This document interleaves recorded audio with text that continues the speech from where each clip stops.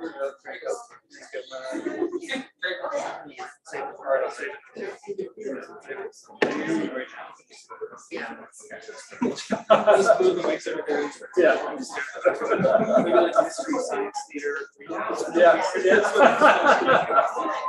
just make a shadow.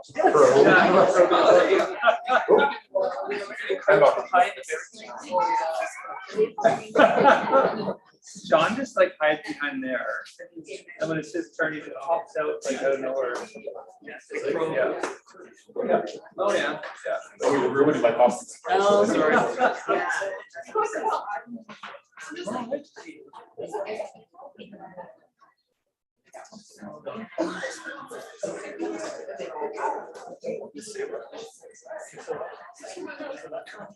Yeah. And most everybody says the same. Oh yeah? Yeah.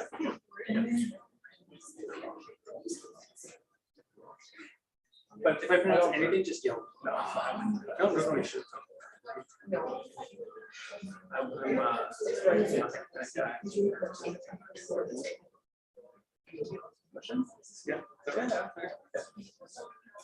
I'm just It's good. You got that. yeah, there you go.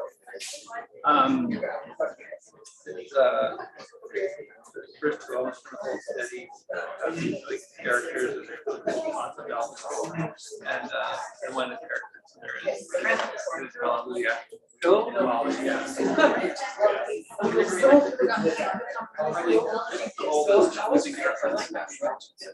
you can like the one in the east sort of on the radar.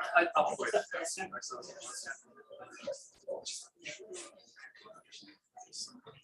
Yeah. I don't know. I do like tripping. Yes. Yeah. I'm just moving. We were at 7 o'clock. Yeah, let's do it.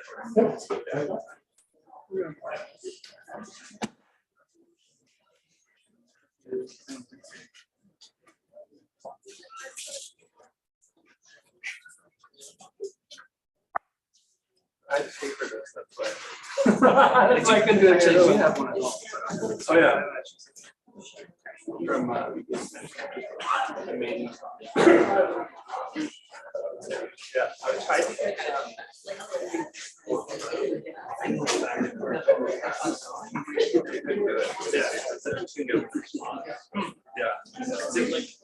Good evening, everyone. My name is John Taves, and I'm the event coordinator here at McNally Robinson Booksellers. Before we begin, I would like to point out that McNally Robinson Booksellers rests on Treaty 1 territory, the traditional territory of the Anishinaabe, Cree, Oji-Cree, Dakota, and Dene peoples, and the homeland of the Métis Nation. And in addition, McNally Robinson Booksellers itself rests on the land once occupied by the Métis community of Roostertown. We kicked off our fall event season in August with the launch of the third book in David A. Robertson's Mizowa saga. And now we are returning here this evening to launch his debut adult novel, The Theory of Crows, published by HarperCollins Canada. We're delighted to have David back here once again, and delighted that Ben Sigursdon from the Winnipeg Free Press will be speaking with him. I will be abandoning this post and turning it over to much more interesting folks in just a moment. But before I do, I have some thrilling housekeeping notes for you all. So the evening will begin with the introduction of David by Ben. They'll then be a reading, and then the two gentlemen will move to these tall stools just to my left. They'll chat for a little while, and then after that, we'll open the floor to questions from you in the audience. Just to ensure that everybody can hear your questions, we'll ask you to ask me the questions, which I'll then repeat into this wireless microphone.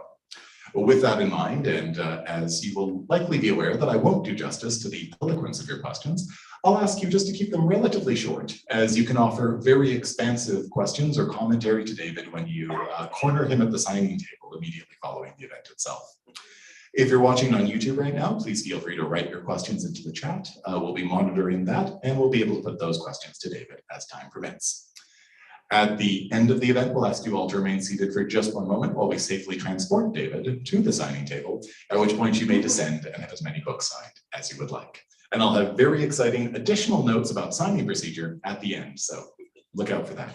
The Theory of Crows is a beautiful book. It's just really tremendous. We've loved David's writing for years and years, from his graphic novels to his earlier collected short story, I guess, combined short story collection, The Evolution of Alice, which is an incredible book itself. And so thrilled to be launching his debut adult novel here. It's a book that finds beauty in the quotidian and is so much about what is unsaid in relations between people. And David does such an incredible balancing act with characters that are initially reluctant to say exactly what's on their mind. And the beauty, one of the beauties of the book is just watching those come to life and those connections be made as the novel goes along. It's really an incredible book, and I'm so delighted that we're gathered here today to celebrate it. Your host for the evening, Ben Sigursdon, is the literary editor, drinks columnist, and a writer in the Arts and Life department at the Winnipeg Free Press. In 2005, Ben graduated from the University of Manitoba with an MA in English. He has served as a juror for regional and national book prizes, including, most recently, for the 2022 Kobzar Book Award and the Manitoba Book Awards 2022 McNally Robinson Book of the Year Award.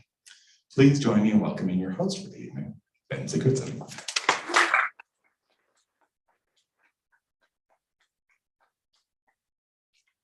Thanks.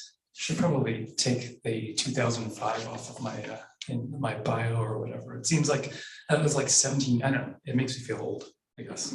And maybe it's irrelevant. All right. Took all the good stuff, John. Okay, so David A. Robertson. Can I just call you Dave? Yeah. Okay. Yeah. So Dave's legions of fans, young and old, have come to await each of his new releases with great anticipation, and I include myself in that group.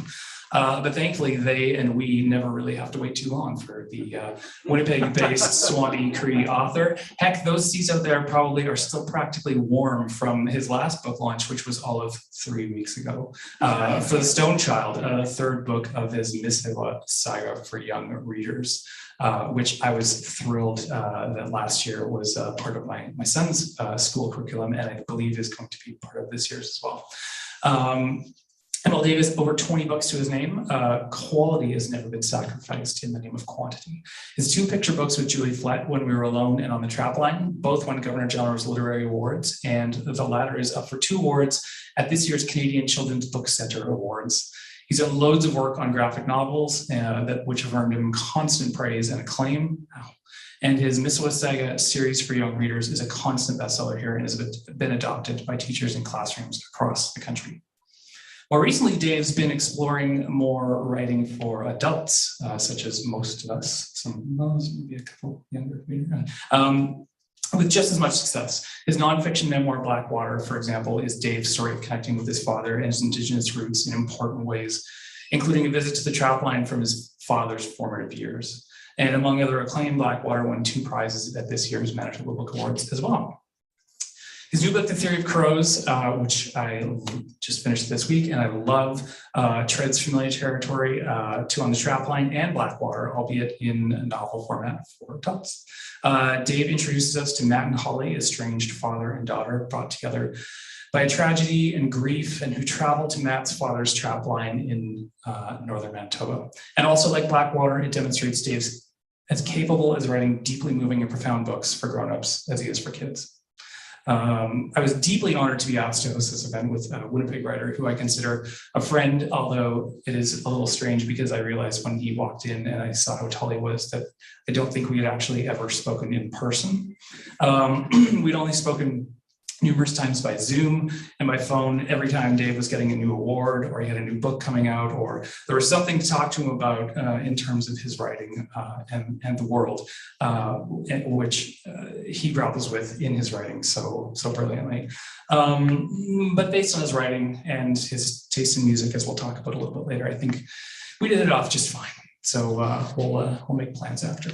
So it is with my great honor and excitement and pleasure that I introduce David A. Robertson to talk about The Theory of Crows.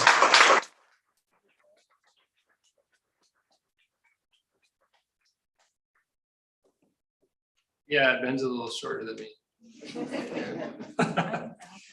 Thank you, Ben. Good evening. Thanks for coming out. It's nice to be here. I'm not going to give you too much of a summary of the book because I figured that we'll talk about that when Ben and I sit down. I don't want to preemptively answer any of your questions, but very good summary of the book. It's a really father-daughter story.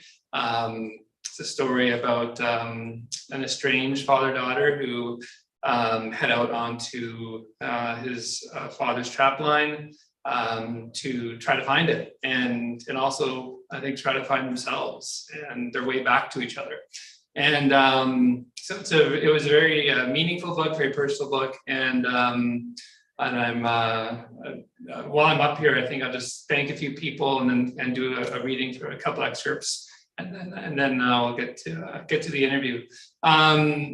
This book, like any other book, has a team of people behind it. I put down the words, but I have a really great group of people that I work with. First of all, HarperCollins Canada, there's a great publisher who also published Blackwater. Jen Lambert, who edited the book, did a great job working with me. Definitely wouldn't have been the book that it was without her.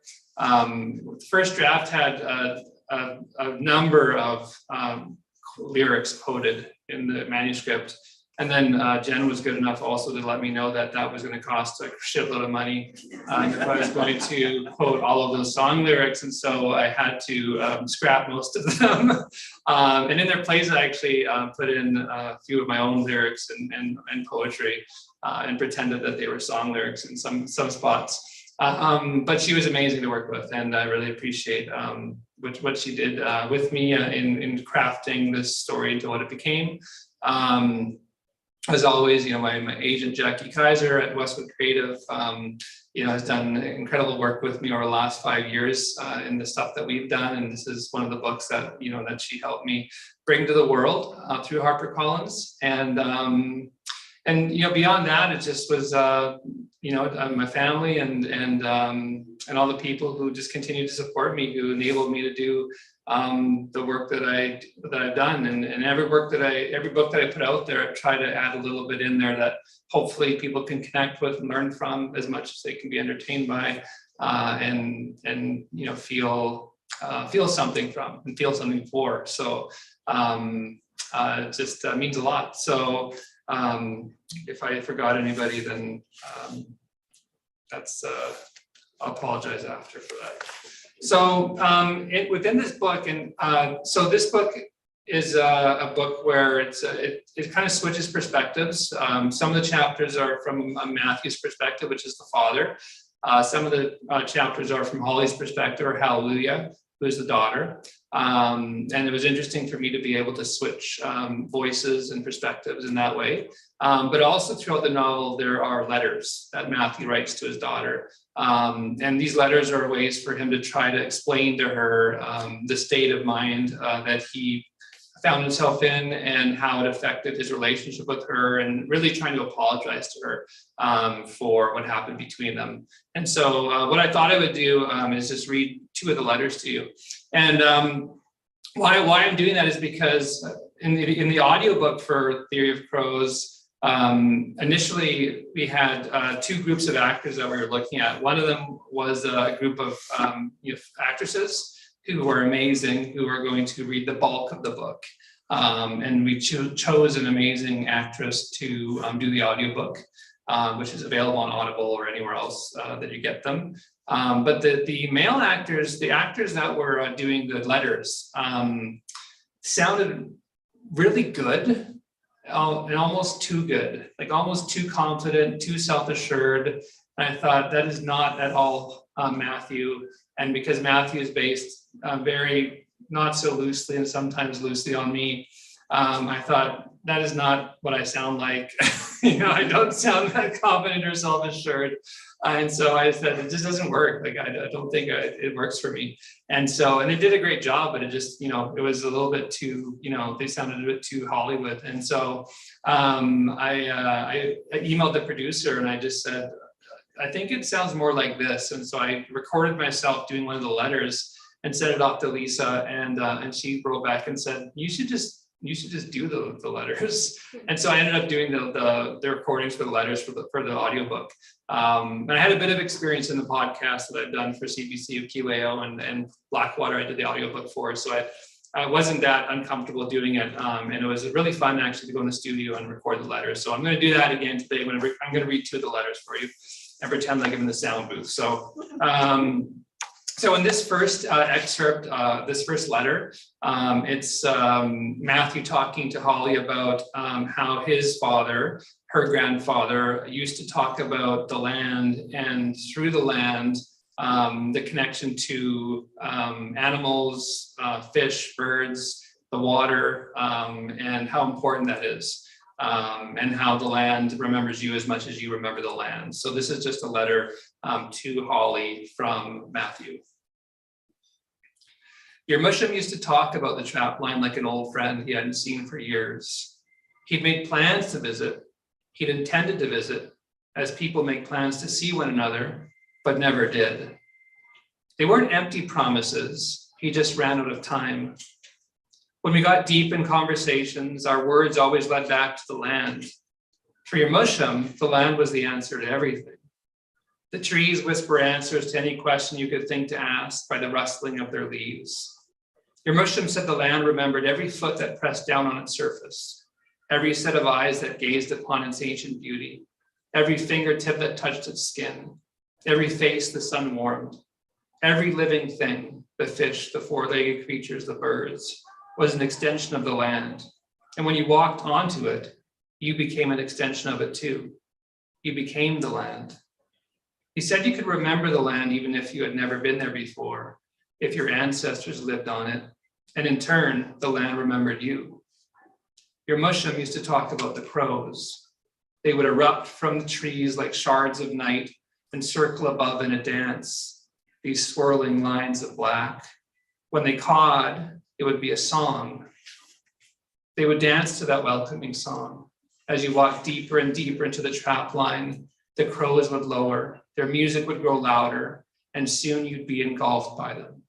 It would feel like night, no matter what time of day it was, but you wouldn't be afraid. I used to try to picture crows bursting from trees, flying in circles, singing a welcoming song and dancing lower and lower until they held me in their dark embrace. It was hard to believe. Would crows do that? Would they dance in the air? Would they sing? What was the trapline? Some kind of messed up Disney movie? Could a bird remember somebody even after years of absence? How long did a crow live? 10 years, 20? If somebody could remember the land, even if they'd never been there before, could it work the same way with crows? Could the crows remember them and their children and their children's children? Could crows pass down that recognition? Your Musham never lied to me. But there are Cree legends he told me that I knew weren't true, that represented something else. Like, I know that Canada isn't actually on the back of a turtle. I know that Wesekajak didn't create humans. He didn't make mud out of dirt and water, mold that mud into a humanoid figure, dry it over fire, and then breathe life into it. The theory of crows seemed equally tenuous, but provable if you were to go to the place where you would be remembered. The irony of all this was that your Musham couldn't remember where his trapline was. For all his talk of how the land and the swift water, the birds and the four-legged creatures could answer any question, remember any person, accept you as a part of it, it was lost to him. Water levels rose and changed once familiar shorelines. Landmarks fell away like broken street signs. Cabins were destroyed, cabins were constructed. Maybe if he could have gone himself, maybe if he could have traversed the same waterways that he did as a child, maybe he could have found his way there one last time. Maybe he could have seen enough of the path to rediscover the place that he remembered, and it would have remembered him. A waterfall, a bend in the river, an eagle's nest bulging at the top of a thin tree, like a bursting water pipe, a lake with so many reeds protruding through the surface that it looked like hair, a narrow stream no wider than a sidewalk, maybe. Your mushroom used to talk about the importance of time. The animals had patterns that you needed to follow. And if you missed those patterns, you ate less and you were able to trade less. You would be left behind as though swallowed by the darkness and lost within it. I've never been to the land. He ran out of time, and because of that, so did I. But I know what that's like. I know what it feels like to know what home is and not be able to find your way there. That's one letter for you. And then I'll just read you this other one. And this is just Matthew talking about a trip that they took when Holly was a little younger, up to Haida. Semi-autobiographical. Well, fiction is like that. After you asked to go up north with me, winter slowed to a crawl. I didn't think it would ever end. The one good thing about it was that I had time to think. And I ended up thinking a lot about the last time we'd gone on the road together. That first year we didn't go up to the lake. I know I've told you that I was upset you didn't want to go, but the trip was a good thing. There were times that sucked, nobody would argue with that, but there were times that didn't, even during the first half of the trip. I remember staying at a campsite outside of Canmore in Bow Valley Provincial Park, right beside Kananaskis River. Your mother picked the best spots to camp. At night, you could hear the river, and it was like a lullaby. I slept better than I'd ever slept before. It was like listening to a never-ending rainstorm. One morning, I got up and you weren't in the tent. I panicked a bit because the day before we got into a fight. I rushed all over the place trying to find you. You were sitting on a log by the riverbank, watching the water, and you looked peaceful. You were watching the water, I was watching you, and I felt peaceful too. A night or two before we got into the ferry to Haida, we stayed at a campsite in Ucluelet. When we were driving in, we thought there was a statue of a black bear, a baby, sitting on a log at the entrance. But right after we stopped to take a picture, it darted into the woods. A mother bear had been spotted in the campground the same day, and so all the campers were warned to be extra diligent. Your mother had booked a site at the edge of the trees, pretty much on the beach, a few yards away from the ocean. I sat outside on the picnic table at night because the ocean was calmest and clearest then, like a sheet of glass. The moon hovered above it, and it cast a path of white light from the shore to the horizon. On the second night, you came outside. I thought you were going to sit with me, but you had to go to the bathroom. And you wanted me to walk you there because of the bear sightings. It was a pretty good walk to the outhouses, and halfway there, you screamed that you saw a bear. We ran to our campsite. I looked back while we were running, and I swear you mistook a bush for a bear, but walking with you and running with you was like, okay, things can be normal. Things aren't so bad. On the ferry ride, you saw a whale. I was jealous that you saw one, but you describing the whale was about as good as seeing one, the next best thing. After that, it was like a whole new road trip. On Haida, we stayed in that cottage on the beach on the northern tip of the island. There was no running water and no electricity. During those 4 days without television and without cell service, the world could have been ending and we never would have known. I remember thinking that that was how my father used to live. It was the first time I got why he loved it so much. I liked being away from the rest of the world. We played board games and read by candlelight when the sun went down. We walked to a house in the middle of nowhere that people flocked to in the morning from all over the island, a bakery with cinnamon buns that dissolved on your tongue. We hiked to the top of Toe Hill, and you said that you could see Alaska. We cooked hot dogs on the beach and made bannock on sticks. I burned mine, and it ended up looking like a cattail. What kind of Cree am I? On the morning of our departure, I saw you standing at the water's edge. The tide was out. Your mother and I finished packing up the car, and then she waited on the porch reading a book while I went to get you. You had your shoes in one hand and your feet were in the water. I took my socks and shoes off and stood beside you. You reached out and took my hand.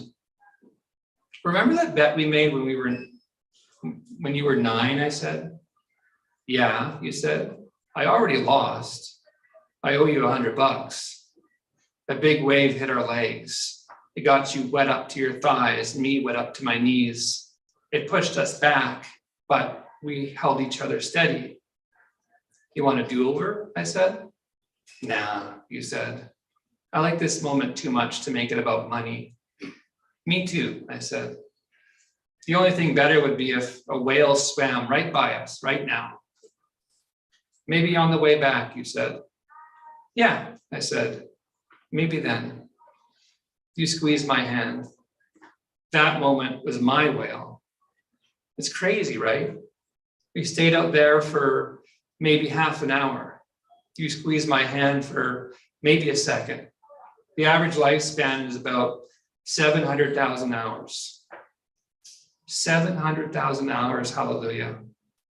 Don't ask me how I know that. But when you put it like that, doesn't it seem like we live forever?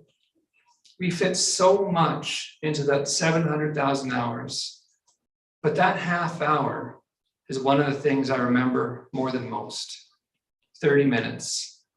And that second, that's as clear as anything else in my life. My calculator says that 700,000 hours is 2.5 billion seconds. And how can 1 second out of 2.5 billion be so clear? A moment in time, razor thin. It makes you think. It really makes you think. Thank you.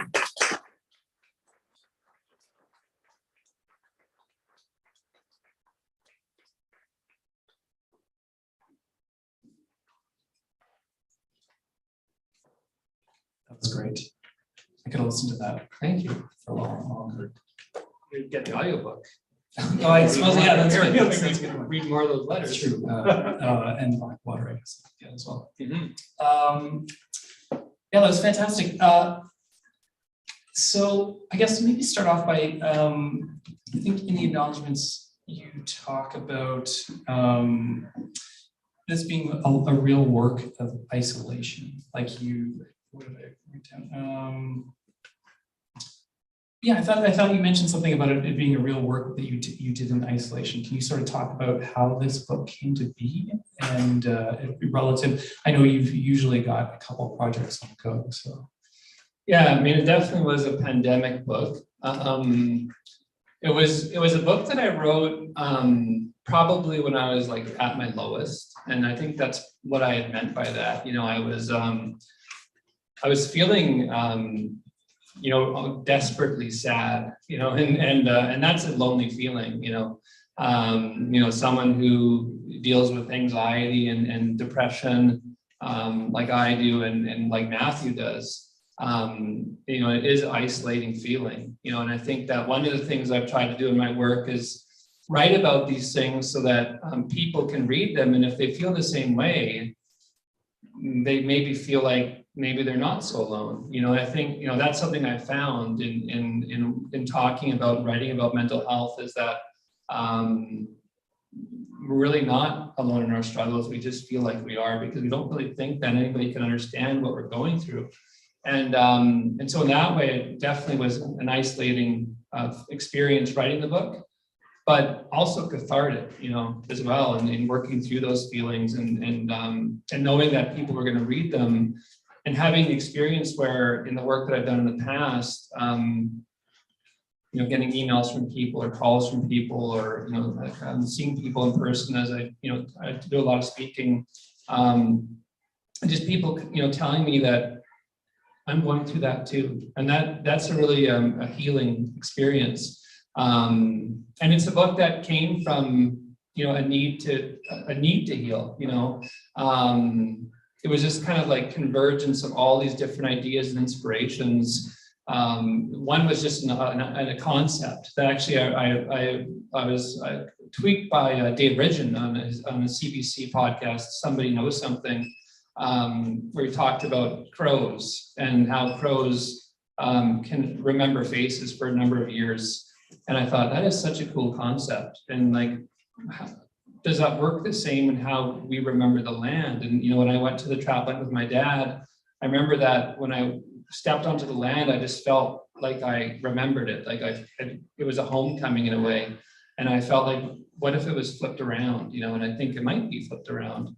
And then it was just like, you know, working through, you know, the loss of my dad and the separation that did happen within my family because I was struggling so much and I didn't really know how to, you know, express love to others because I really didn't love myself, and so it was a really tough time that in 2020, and then writing and music, and I can honestly say music saved my life, and writing saved my life, and medication saved my life, and then working through that. Like this was, in a lot of ways, this was a book that it helped me to recognize things within myself, and then helped me to through that heal relationships that I had damaged through my own disillusion with life, you know. So do you think some of that came out of your work in Blackwater?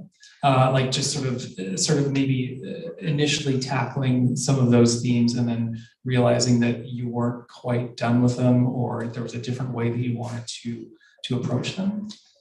Yeah, I don't know. I mean, Blackwater, it was tough for a lot of reasons. I mean, it wasn't supposed to be, you know, it wasn't supposed to be tough. And then, you know, when my dad passed away, it got tough, and it became something different for me. And I guess that in a lot of ways, because of what had happened, I maybe I didn't feel like I was done saying goodbye in a way, I think, and I feel like, you know, I've written about my dad a lot, and, you know, on the trapline is a way for me to write about him as well, and Kiweo and Blackwater, and I just feel like I needed to like find my own closure. And, you know, in this book, the father figure is definitely somebody that is inspired by my father, but he's more in this book an anchor, that he isn't in it a lot, but his presence is there a lot. And I think it was a way for me to, you know, say goodbye. And I don't know if I'll write about my dad and, you know, that directly again in my work, because I think it's just a little too hard. But I'm proud of, you know, of it, and I'm glad that it's made me feel at least a little more at peace with someone that, you know, I'll always miss, but, you know. Yeah, I mean, I feel like a lot of what resonated for me with Blackwater resonates here in Theory of Crows as well. But you're able to sort of, I don't want to say be more creative with it, but be more, I don't know, like, I mean, the repetition of the imagery of the crows through dream sequences and through letters and through other parts of the book. I don't want to really say too much. The book just came out yesterday. It's always a sort of a struggle when a book just came out. It's like you can't really talk about too much that happened at all, because has anyone here read it yet? Marjorie, of course. Two. But the thing is like there's no real like M. Night Shyamalan twist at the end, so you can't really like spoil. It's true. You know, it's true. But I do love the imagery that you read of the crows that you read in that letter. That sort of it resonates and sort of repeats throughout. And as you're reading both those letters, I realized that there were different aspects that sort of pop up on more than one occasion that I had totally forgotten, and made me want to go back and read it right away. But then I realized I had to get up here in like 5 minutes, and I wouldn't really have time. I don't have time to read it. No, 5 minutes. again, That's not that quick to read. No. But you, there's one passage where the father tells Matthew, and I sort of paraphrase, quoted, or parts of it, whether you believe it or not, that's where your healing is. If you want to get rid of your emptiness, the land will fill it and it will stay full. And I feel like sort of you touched on that in one of the letters that you read, and this journey to the trapline, which is sort of the crux of at least the second half of the book. As you transition from the city to the journey to the trapline, there's such a visceral sense of importance of the land, and having made such a journey yourself in the past. Can you talk a little bit about that? Yeah, there's the journey itself. I mean, it's was one of the best days of my life, you know, going up there with my father to the trapline. You know, I think that Dad really appreciated it too. Just going back home, you know, that's a place where he spent a lot of time when he was a kid, and I felt that too. And one of the things that I noticed in going up there the first time was that, you know, Dad always looked younger than he was, you know. I remember like when he was 60, people always used to tell me, your dad, I don't believe your dad's not 50, like he's, you know. And then when he was 70, he was like, are you sure? Like he's not like 6, like he always looked a lot younger.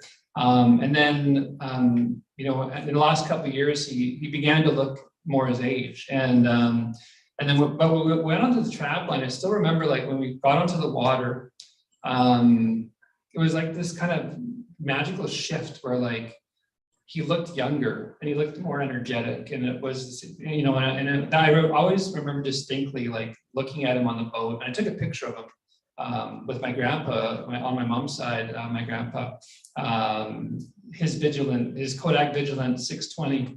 And I had no business taking a good picture of my dad, because it was like, you know, you have to have everything so perfect. You have 8 chances only. And it was a bumpy boat ride, but the picture turned out so perfect. And my dad just looked so calm but powerful, and like he had that presence, you know. So that trip was a really important day for us. Where and again, like I felt so much at home and so much peace there, you know. And so it's someone who's on like anxiety medication. I think that day I forgot to take it, you know, because I didn't. The land was like that kind of benzodiazepine for me that day. But and then the year after, I went up with my family, my kids and my wife, to the trapline, and I feel like my kids felt the same way, you know. We spent the whole day there, and then we were leaving, and as we were leaving, my daughter Lauren, who has anxiety too, and you know, she grabbed my hand and kind of pulled me back, and she said, "Dad, I feel so calm out here." And I just felt like, that's it, you know, that's the thing. And she remembers it too. And so I tried to just kind of embody that that feeling, you know, in writing about that journey, and really that the way that it can heal and fill you, you know. And I think that for Holly and Matt, it helps them to heal personally, but through that, it helps to bring them back together. You know, I think that, and that's really, you know, the trip isn't really like a MacGuffin in any way, but it really is a way for them to embody that reality that I've found in my own life, that it does help to heal and to bring calm and to make connections that with each other and with the land that you're on, you know. Yeah, and I mean, yeah, having never made that trip, obviously, but having a teenage daughter with whom, you know, our relationship sort of waxes and wanes and gets better and worse and stuff like that. I feel like that it was something I could really relate with, and just the notion that of going somewhere and that journey being a journey of healing and of peace was very heartening for me. Yeah, that was the whole concept was like, what do you take? How do you bring these two together? Because, you know, they were completely broken, and I thought, you know, they need to go there to do that, and it felt like that was a good way to, you know, shift that story from a family drama into like a journey story, you know. And I think, yeah, it was fun to find a way to do that in the narrative and to make it kind of work, because you do have, I think you have a little bit of a tonal shift as well. But yeah, so I like that challenge though as a writer. Definitely, I definitely found there was a tonal shift, especially once the journey began. I mean, it was just, you know, it was this progressive, I don't want to say letting down of guard, but it was the constant apologies from Matt, combined with sort of more of an empathy from Holly that really sort of started to emerge as the journey went on, which I just found very helpful for myself too. But I wanted to talk about, like, how did the writing of the letters work for you? Like, did you sort of have an idea as to where you wanted them to land, or was it just sort of a natural feeling when you felt you needed to sort of have one of those letters from Matthew to Holly in them? Well, I guess first of all, with the letters, I was really actually pretending as though I was writing them to Emily, my older daughter. So that the inspiration behind the letters was really me trying to figure out how I would say the things that Matt wants to say to Holly, how I would say them to Emily, and so that was a way for me to find a real strong authenticity with them. But the ways in which I, incorporate the letters into the narrative, there doesn't seem to be any sort of like structure to them. But there is a progression, I think, in how through the letters Matt begins to realize things about himself and as he writes them. And then I don't want to ruin anything, but really, I think that all Matt needs is to write them, to work through things for himself. And all Holly needs is her dad, That's all she needs is her dad. Yeah.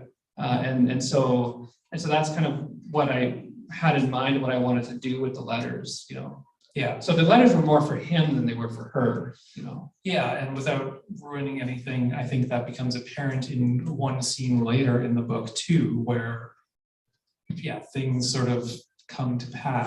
Where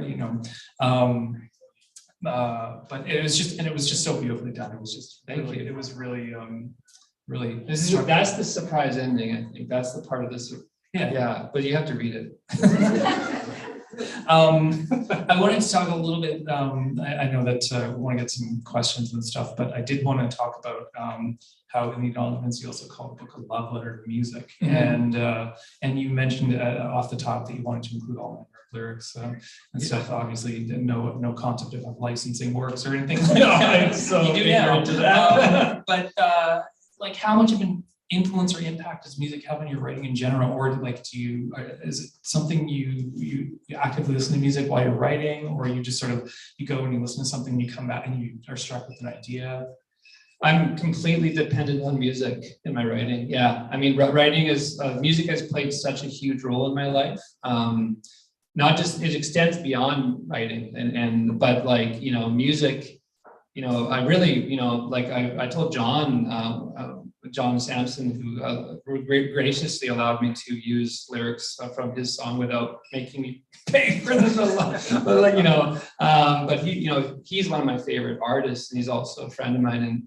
But that song, Request from John, and Naeem from Bon Iver, and those songs actually really saved my life at times, and really inspired me at other times. And I draw a lot of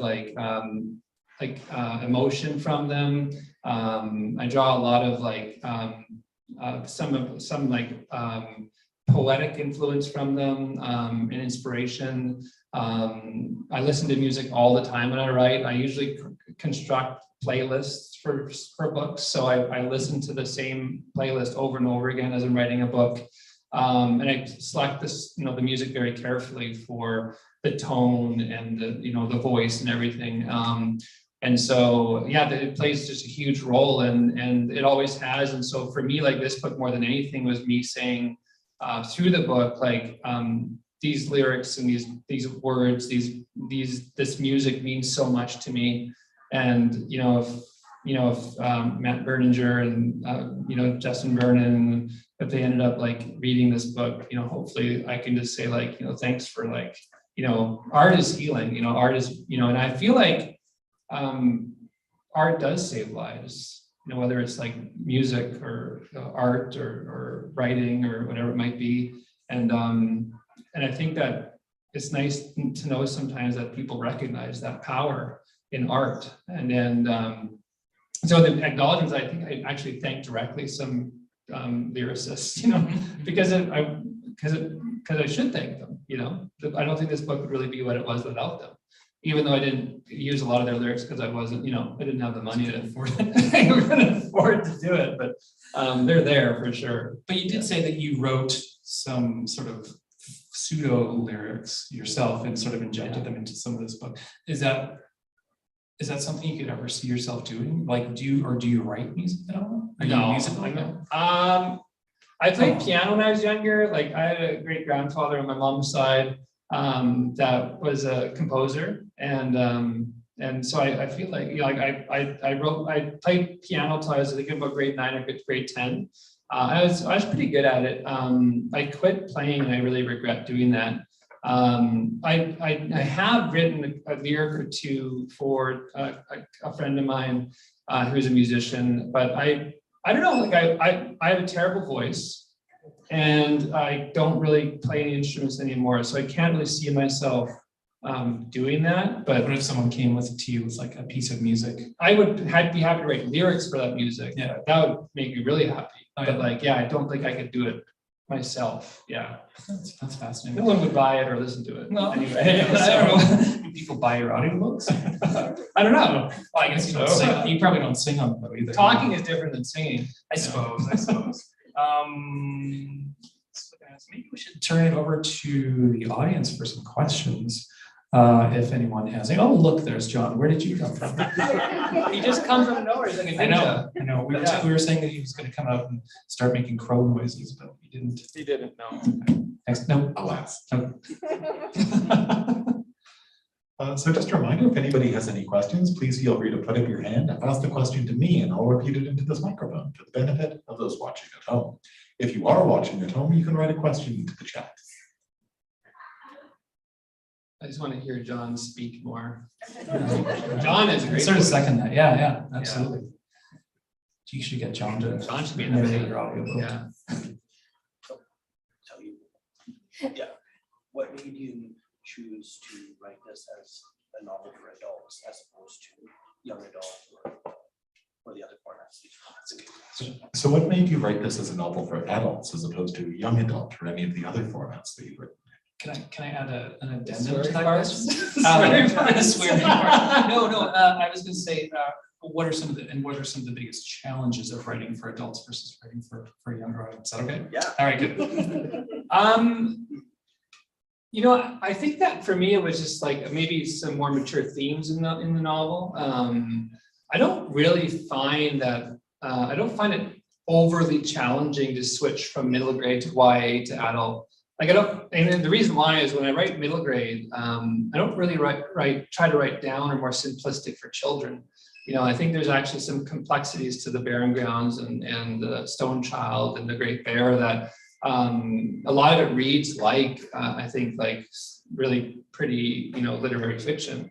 And so that wasn't too hard of a transition for me. But I think it is just boils down to like, you know, maybe more mature themes, maybe some more difficult situations that the characters that I address that, you know, maybe could be triggering and maybe a younger kid shouldn't really read at some points. But I think there is a really fine balance in the novel between like adult fiction and YA.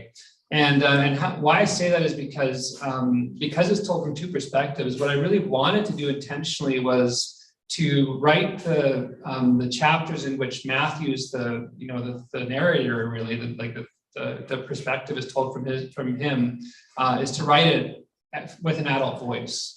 And then the chapters that are from Holly's perspective, I wanted to write it from like a 16-year-old girl's point of view. And those chapters read a bit more like YA might read than the chapters from Matt. And the trick again for me was finding that way to kind of segue from one to the other and do it smoothly. And so that wasn't like a jarring shift.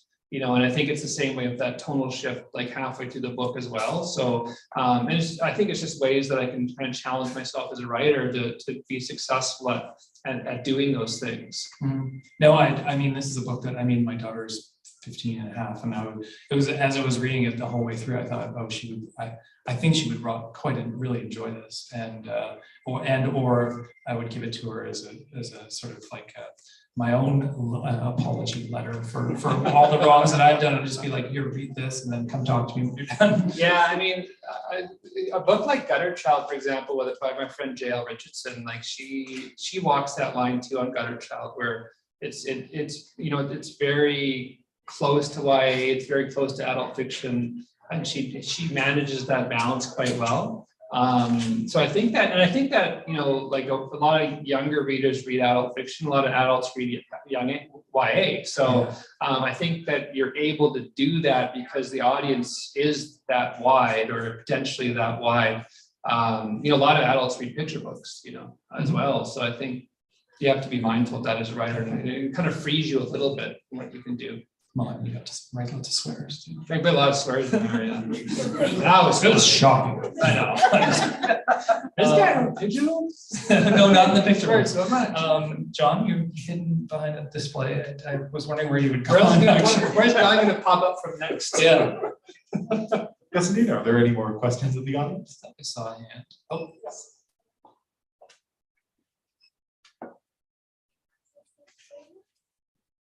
Are those playlists accessible anywhere? I was going to ask you about that as well. Thank you for asking that. I thought you should make. Okay, so I do. Actually, when I first started promoting Theory of Crows, I tweeted out songs to listen to that I was listening to when I wrote it. And so I actually had a hashtag for it.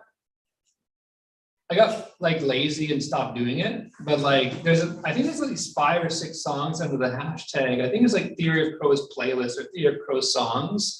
But if you want to get the kind of the tone of the novel, if I was going to mention like 5 bands to listen to, I would say like The National is definitely one that I listen to a lot. Radiohead, you know, Bon Iver, John K. Sampson, Weaker Thans, you know, and a little bit of Pearl Jam as well. And so those are all like, and I would also say Folklore from Taylor Swift. Like I love that album.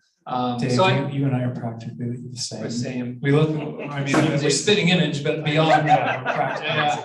But like, yeah, I mean, those bands and that music have consistently been a presence in my life in the last few years. And so if you want to get a sense of the tone of the novel, listening to those bands will give you a pretty good idea of like what it like. I feel like listening to that music hopefully is like reading some of the kind of I think the novel in a way is a little lyrical and poetic. So I feel like there's a correlation between the two. So yeah. I was telling Dave just before we started that I did find at least 2 references to Radiohead lyrics in the book. So if you can find them, you can add them to the hashtag. But one thing I didn't mention too is like there's a lot of movies that I love that I was inspired by in writing the book, and there's like little scenes within the book that are inspired by sections or scenes or characters from movies that I also you know, try to subtly do. And in its way, it's so I mean, yeah, I mean, and again, this goes back to the art thing, right?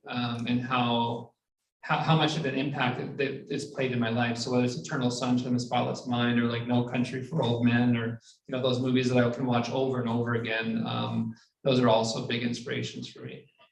We're sad sack bosom buddies. We'll go on the road. A couple more questions. Oh, there's 1 or 2.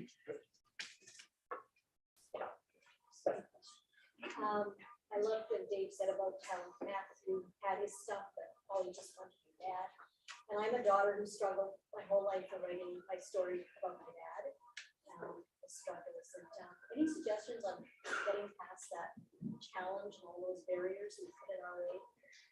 So this is a question from somebody who is writing the story of her own relationship with her father, and was wondering what you would suggest when it comes to actually moving past those barriers that can sometimes be put in your way when you're writing such a personal story.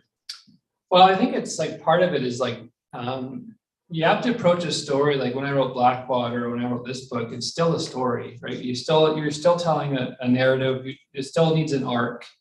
And for a memoir, you're the protagonist of your story. But there are things in telling that story that either fit into the narrative or that do not fit into the narrative. And so I think you have to be able to know what you can put in or what you can't put in, and what needs to be in there, what can't be in there, because of that narrative thread that you're trying to create in the story that you're writing. And I think beyond that, it's just like finding that balance of like, emotional honesty, and just like that, the arc of your life and the arc of the story and the progression of that you're trying to communicate through what you're writing, and there's a lot in Blackwater that I didn't write about because it just didn't fit, and then some of it was my dad telling me that I couldn't write about that stuff, and so I didn't, and so it was just that balance for me. And so the Theory of Crows is the same way. Like it was a lot of cuts. I think the first or second draft of it reached up to over 100,000 words or so, and then it ended up being, I think, about 85 or 80,000 words. So it is like putting it all out there and then trimming and asking yourself, like, does this need to be in there? Does this fit? Does it not? What else needs to be in there? And it's kind of like making those hard decisions. So, but I think the core of it is like finding the emotional honesty of the story.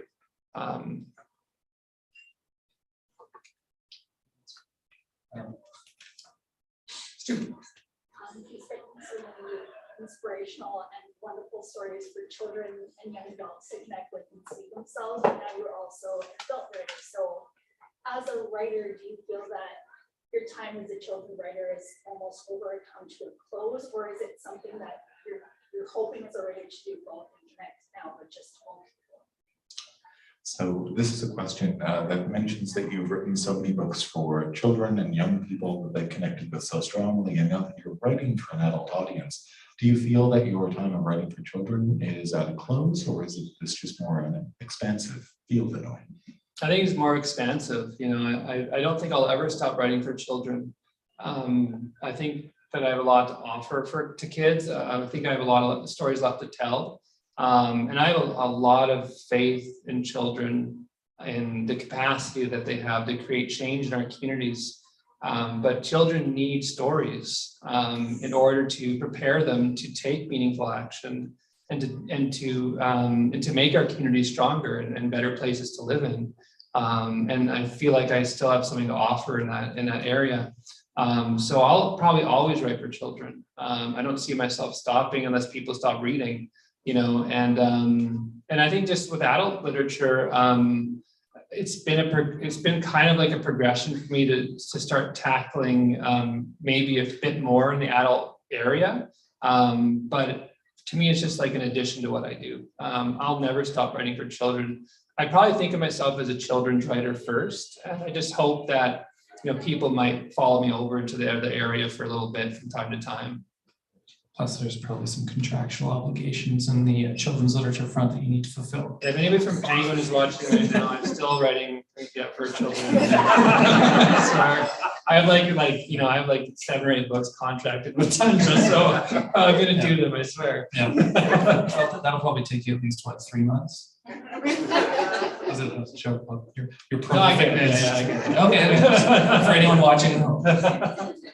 Book 4 of the Mizwa saga has just been announced. I'm done. I'm done writing book 4 of the Mizwa saga. Yeah. It's just I have to wait now. And it is called? It's called The Star Woman. I can tell you that. Yeah, that's how you posted. Yeah. I just handed it to you because it's your book, and also I couldn't remember off the top of my head. Yeah, it's coming out next summer. Yeah. And other sort of fiction or nonfiction for, I don't want to say adults, like grown-ups or whatever, you're working on right now? I will have, I don't know if I can mention this. That's okay. I do have, in the next 3-4 years, I'll have at least 2 more adult books come out with Harper. And then I'll have, the Mississauga Saga is going to be a 6-book series, and maybe more if people keep reading it. And then I have a couple picture books coming out the next couple of years, and a chapter book series that I'm just working on now. And then a couple more graphic novels with High Water Press, which is a local publisher here, which I still love. I have a Stop it. I overcommit. We're already I dead. overcommit myself. It's like, okay, as It's every time you just- mention it's it, we just me out all there. start shrinking smaller and smaller and smaller and smaller. No, I'm just joking, I'm just fucking. How we doing on time? We do have time for one more question if there's one more from the audience. Oh, yes, indeed. Yeah, we're here. River. What will your forthcoming graphic novels be about? Is that River? Yeah. River, by the way, his mom is also an amazing writer, Jen Storm, right there. River, I'll tell you that, so I have 2 more graphic novels coming out in the Reckon Arises series. So originally that was going to be a trilogy, and my editor who's here, Desiree, felt like I needed to split it up and make it into 4. So that will be a 4-book series. So I have 2 more coming out there. So that's like an Indigenous superhero series, which has been really fun to do with Scott Henderson. And then I have actually a spin-off graphic novel that happens within the world of Mississauga. If you read The Great Bear, it's a graphic novel that tells the origin story of the Bird Warriors. So I have that coming out too. So I have about 3 graphic novels coming out over the next probably about 4 years. Thank you very much. Yeah. Now, if you folks have any closing comments you might like to offer, please feel free to go ahead. Do you mean by you folks, you mean Dave? You are also welcome to offer a closing. Oh, who's that speaking? Disembodied voice. Oh, there he is. Hi. Well, I will just say, Never know where he is. I know when you were answering a question. He's over I think there, and he's over it was here. your audience, and I actually went like, I know. sorry, that was very distracting. I will just take a moment to say, Dave, it was totally an honor and a pleasure to come and hang out and chat with you in person finally. And I'm serious, like I feel like I have a kindred spirit in you in so many ways, but I'm just such a huge fan of your writing, and yeah, keep doing it. And I'll come back anytime.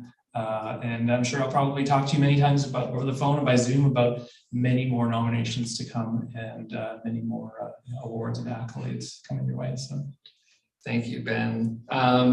Well, thanks to Ben for agreeing to host tonight. I talked to Ben over the years, and I do think of him as a friend, and I also admire the work that he does.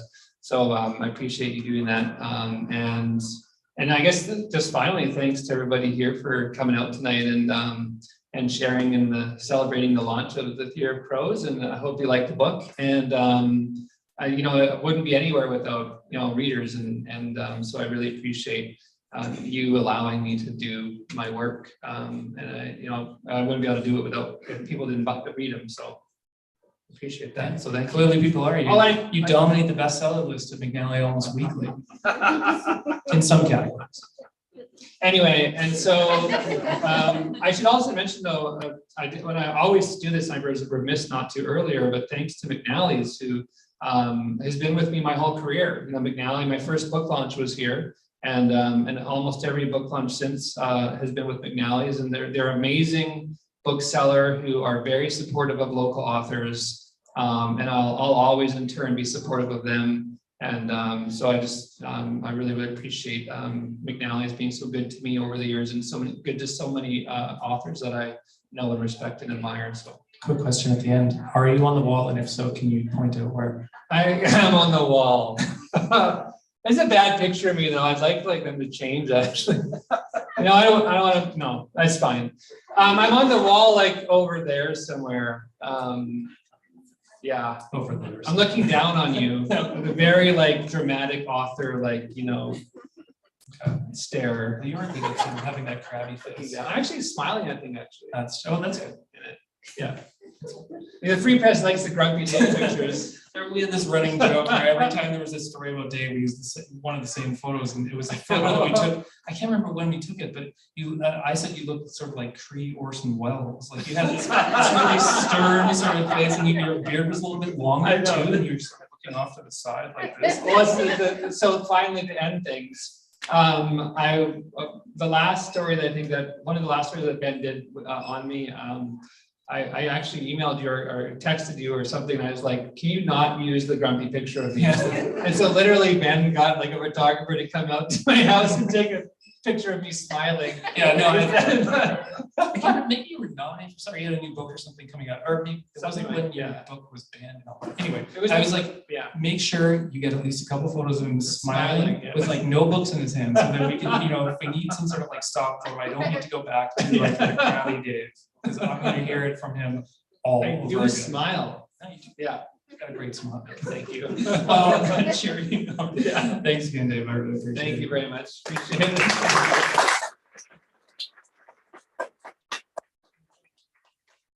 it. Thank you both so very much. We'll now be moving along to the signing portion of the evening, so we'll ask you just to remain in your seat for one moment while we transport Dave to the table, and then you may all line up and get your book signed. We have books at the counter, we have books on display. Please feel free to get a copy of the book signed before you pay for it. Just please do pay for the book before you physically leave the store. I would like to offer our sincere thanks to HarperCollins Canada for publishing this book and making this evening a reality, and encourage you all to join us again on November 10th, where we'll be reversing the roles and Dave will be interrogating Tasha Spillett-Sumner as she launches her beautiful new picture book, Beautiful You, Beautiful Me, here in this space. But for now, thank you all very much for your questions. Please join me once again in thanking your host for the evening, Ben Sigursdon, and the Cree Orson Welles, David A. Robertson.